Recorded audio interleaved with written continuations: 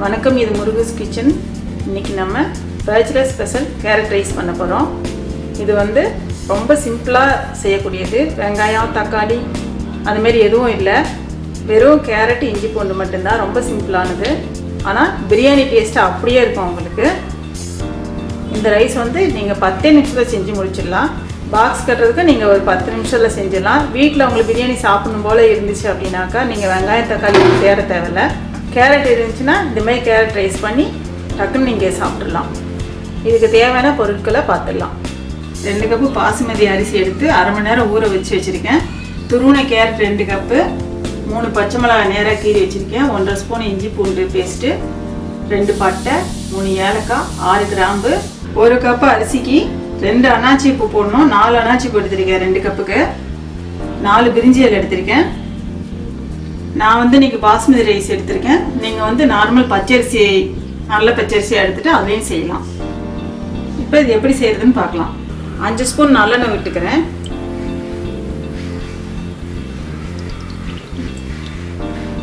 ஒரு ஸ்பூன் நெய் போடுறேன். வாசனைக்காக 1 ஸ்பூன் நெய். பிரிஞ்சி இலை, அன்னாச்சி பூ, பட்டை, கிராம்பு, ஏலக்காய். இந்த ரைஸுக்கு வந்து கொத்தமல்லி கிடையாது, கருவேப்பிலை கிடையாது, வெறும் இஞ்சி பூண்டு பேஸ்ட்டு. இந்த மசாலா பொருளுக்கு தான் வாசனை. இது ரொம்ப நல்ல வாசனையாக இருக்கும். பிரியாணி மாதிரியே இருக்கும். அப்படியே அசல் பிரியாணி மாதிரியே இருக்கும். இது நல்லா பொரிஞ்சிருச்சு. பொரிஞ்சோடனே கேரட்டை போட்டுடலாம்.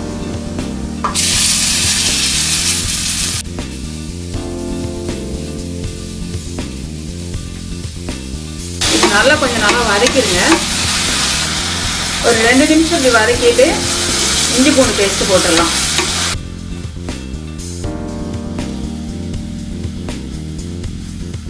கொஞ்சம் வதங்கிடுச்சு. இது இஞ்சி பூண்டு பேஸ்ட் போடுறேன். பச்சை மிளகாய்,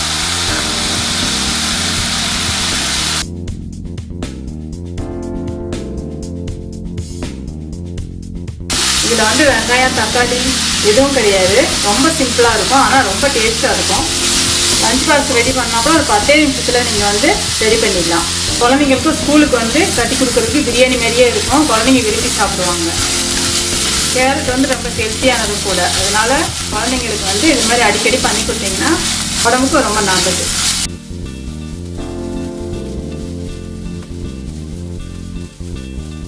இவ்வளோ தான் மசாலா போட்டிருக்கோம். இஞ்சி பூண்டு இந்த தாளிக்கிறதுக்கு மாதிரி இது மாதிரி தான் போட்டிருக்கோம். நல்லா வாசனையாக இருக்குது கமகமன்னு.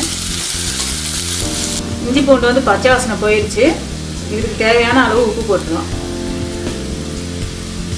1 கப்பு அரிசிக்கு 1.5 கப்பு தண்ணி, 2 கப்பு அரிசிக்கு 3 கப்பு தண்ணி எடுத்திருக்கேன்.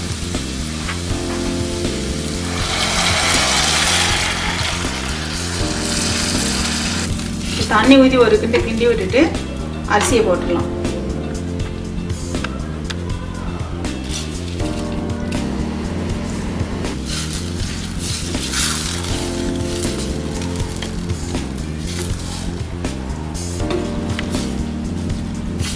இந்த ஸ்டேஜில் வந்து உப்பு சரியாக இருக்கான்னு பார்த்துட்டு உப்பு போட்டுக்கோங்க.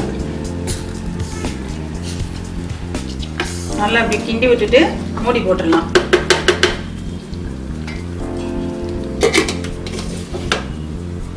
வெயிட் போட்டுட்டு 2 விசிலுக்கு வச்சு உடனே ஆஃப் பண்ணிடுங்க. இது 2 விசில் வந்து ஸ்டீம் அடங்கிடுச்சு. இப்போ எடுத்து பார்க்கலாம்.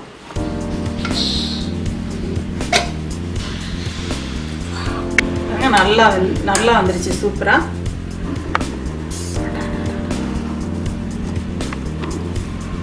நல்லா உதிரியாக நல்லா வந்துருச்சு பாருங்கள். இதை கலரிட்டு பரிமாறிடலாம். சுவையான கேரட் ரைஸ் ரெடி ஆகிடுச்சு. இது வந்து எனக்கு ப்ரிப்பேர் பண்ணுறதுக்கு ஒரு 10 நிமிஷம் தான் ஆச்சு. நீங்கள் வீட்டில் இதை ட்ரை பண்ணி பாருங்கள். ட்ரை பண்ணி பார்த்துட்டு லைக் பண்ணுங்கள், ஷேர் பண்ணுங்கள். முருகஸ் கிச்சனுக்கு சப்ஸ்கிரைப் பண்ணுங்கள்.